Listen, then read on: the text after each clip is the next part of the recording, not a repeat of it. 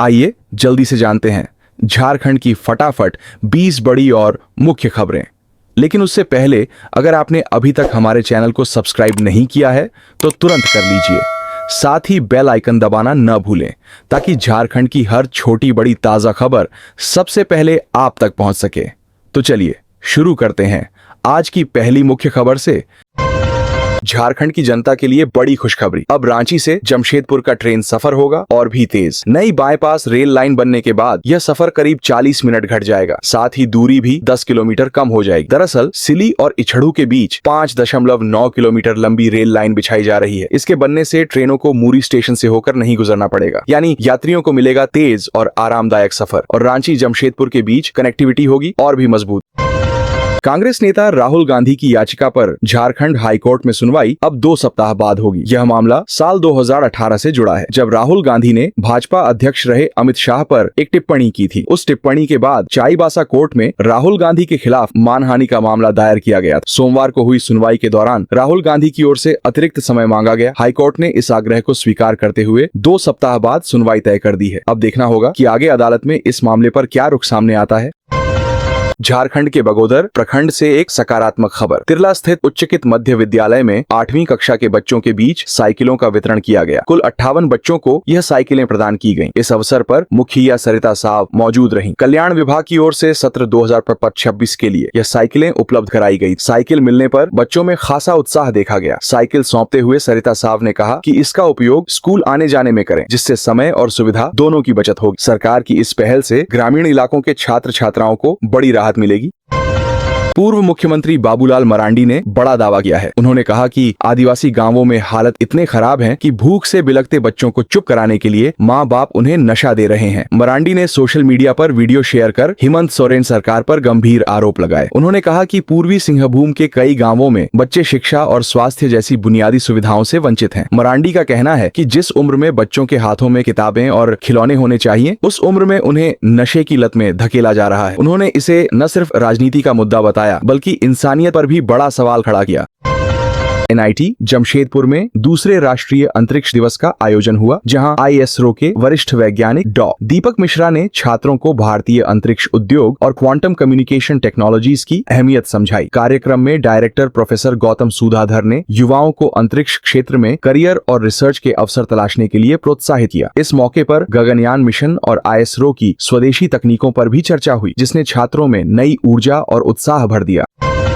झारखंड के दुमका जिले में किसानों की जिंदगी बदलने वाली देश की सबसे बड़ी underground mega lift irrigation project बन रही है। करीब 1313 करोड़ रुपए की लागत से तैयार हो रहा ये मेगा प्रोजेक्ट किसानों को साल भर पानी देने का वादा करता है। अधिकारियों के मुताबिक अक्टूबर से ही लगभग 6700 हेक्टेयर जमीन पर सिंचाई शुरू हो जाएगी। अभी तक 87% काम पूरा हो चुका है और जब ये पूरी तरह तैयार होगा तो 22,000 से ज्यादा हेक्टेयर भूमि को सिंचाई सुविधा मिलेगी। कुल 5 डिलीवरी चैम्बर बनाए जा रहे हैं, जिनमें तरनी, आनंद पहाड़ी और काली पाथर जैसे इलाके शामिल हैं। पहले इसे मई 2026 तक पूरा करना था, लेकिन अब सरकार का टारगेट है मई 2025, यानी दुमका के खेतों में पानी की नई धारा बहेगी और किसानों की किस्मत सच में बदल जाएगी।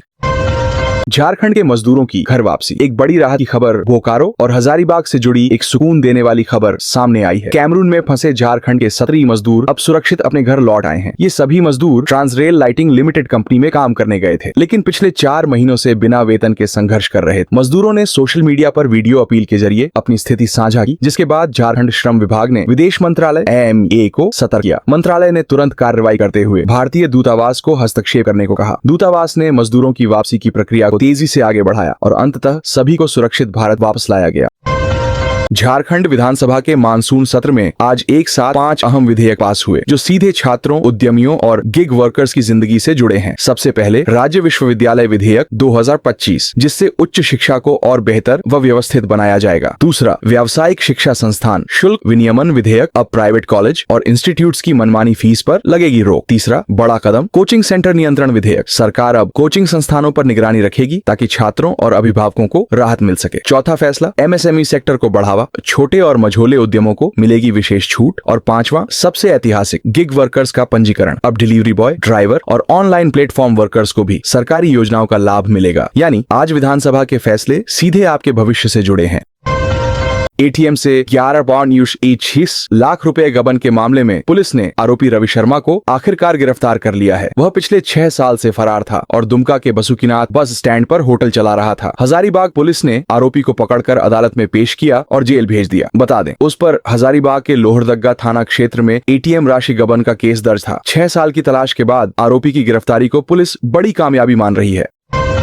झारखंड विधानसभा के मानसून सत्र के दौरान आज सत्ता पक्ष ने गेट पर जोरदार हंगामा किया। झामुमो, कांग्रेस और राजद के नेताओं ने एसआईआर यानी मतदाता गहन पुनरीक्षण के खिलाफ नारेबाजी की। सत्ताधारी दलों का आरोप है कि बिहार में वोटर लिस्ट से बड़ी संख्या में नाम हटाए जा रहे हैं। वहीं बीजेपी नेता बाबूलाल मरांडी ने पलटवार करते हुए कहा, ऐसा लगता है कि इन दलों को पता ही नहीं कि एसआईआर क्या है। यह तो पूरे देश में लागू होने वाला है। यानी विधानसभा के भीतर और बाहर दोनों जगह राजनीतिक गर्मी तेज हो गई है। झारखंड विधानसभा में जमशेद पश्चिमी के विधायक सरयू राय ने शहर के अधूरे विकास कार्यों पर सरकार को घेरा। उन्होंने Kadma convention centre, Sakchi DM library, Sonari, Domuhani park और मानगो जलापूर्ति योजना जैसे अधूरे प्रोजेक्ट्स पर सवाल उठाए। सरकार ने माना कि कन्वेंशन सेंटर में तकनीकी दिक्कतों की वजह से भवन का हस्तांतरण अब तक नहीं हो सका। वहीं साक्षी लाइब्रेरी और अन्य प्रोजेक्ट्स को उपयोग योग्य बनाने की जिम्मेदारी संबंधित विभाग को दी गई। लेकिन विपक्ष का कहना है, विकास के वादे सिर्फ कागजों तक सीमित हैं, जमीन पर काम दिखाई नहीं देता।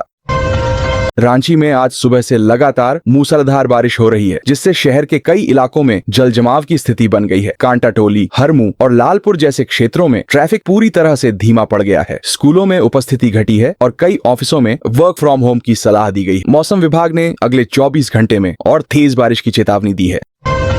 रांची के रिम्स कॉलेज में एक छात्रा की हालत अचानक बिगड़ गई जब उसने कैंटीन की चाय पी। उसे तुरंत आईसीयू में भर्ती किया गया और अब वेंटिलेटर पर रखा गया है। डॉक्टरों को शक है कि चाय में कोई केमिकल मिला हुआ था। कैंटीन को फिलहाल सील कर दिया गया है और जांच शुरू हो चुकी है। छात्रों में डर का माहौल है। रांची में महिला सुरक्षा पर नया अभियान शुरू। रांची पुलिस ने शक्ति स्क्वाड नाम से महिला सुरक्षा अभियान शुरू किया है। हर थाने में महिला ऑफिसर्स की टीम बनाई गई है जो ईव टीजिंग और हरासमेंट पर तुरंत कार्रवाई करेगी। एसएसपी बोले, हर बेटी सुरक्षित रहेगी, यही हमारा वादा है। हजारीबाग में बेरोजगारी पर युवा प्रदर्शन। हजारीबाग में सैकड़ों युवाओं ने रोजगार की मांग को लेकर धरना दिया। उनका कहना है कि सरकारी भर्तियां रुकी हुई हैं और skill development programmes ground level पर फेल हो रहे हैं। डीसी ने प्रतिनिधियों से मुलाकात की और समाधान का आश्वासन दिया।